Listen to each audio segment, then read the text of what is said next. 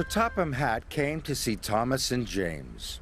James, you are to collect the fireworks from the depot. James was overjoyed. Thomas wasn't happy at all. But I wanted to collect the fireworks, Thomas pouted. Sir Topham Hatt chose me because I'm as red as a rocket and twice as grand. James steamed proudly across the countryside. Brightest and best, he hummed happily to himself. He was having a wonderful day.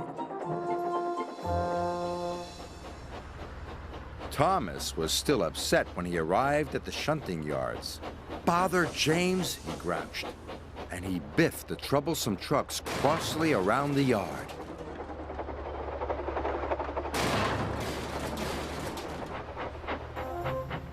When James arrived at the depot, he was very excited.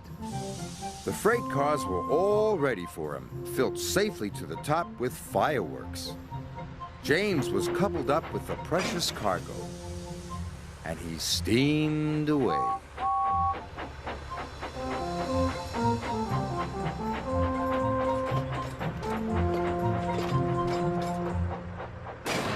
Thomas shunted the last truck crossly into place. The troublesome trucks were glad that job was finished. Son of a bitch. James happily steamed along.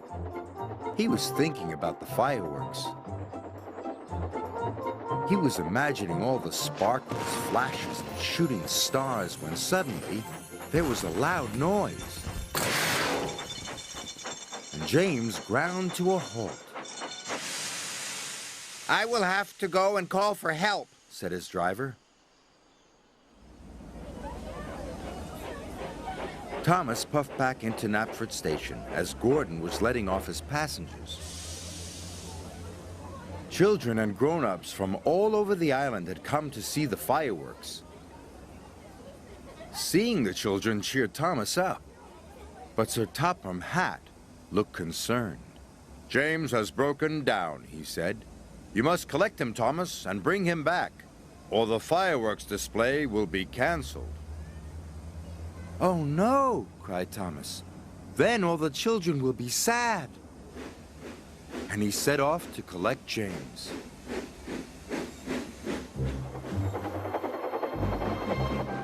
Thomas puffed across the countryside. Even with his light on, Thomas knew he had to be very careful.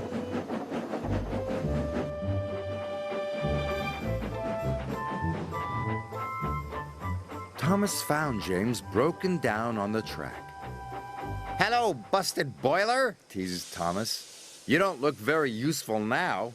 James was upset. But when Thomas got behind James, he couldn't see ahead. "You will have to look out for me," said Thomas. James was cross. "You said I wasn't useful," he pouted.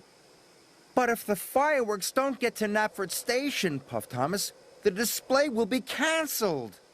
James didn't want the children to be sad, so he agreed to look out for Thomas, and they set off together.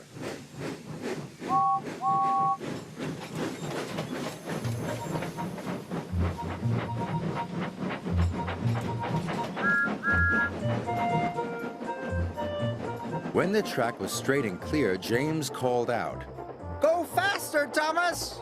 And Thomas did. They were soon working happily together and making good time. Sir Topham Hatt checked his watch. There was still no sign of Thomas or James. "It's very late," he thought. "It's almost the children's bedtime." Even Gordon was worried. "I'll have to cancel the display," said Sir Topham Hatt. So the disappointed children started to board the coaches.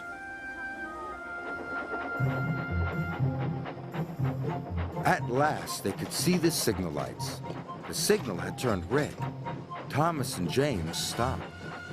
"Why would the signal be red?" puzzled James. "Maybe a passenger train is coming through," puffed Thomas.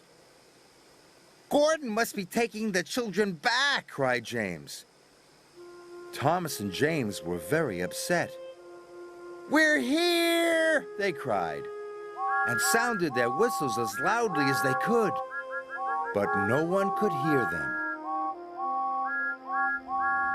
The children were all on board. Gordon was ready to depart.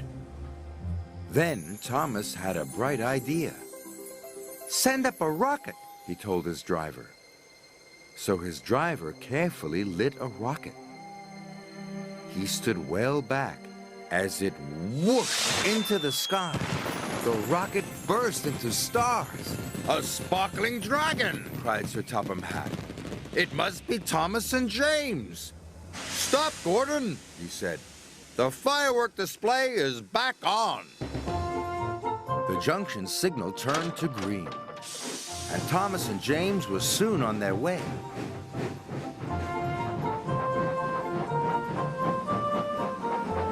James and Thomas were soon at the station. The children cheered. Good work, Thomas, cried James happily. And good work, James, agreed Thomas. Good work, both of you, boomed Sir Topham Hatt. That night, Thomas and James watched the fireworks together. I think we are both useful engines, said James proudly. But we are most useful when we work together, puffed Thomas.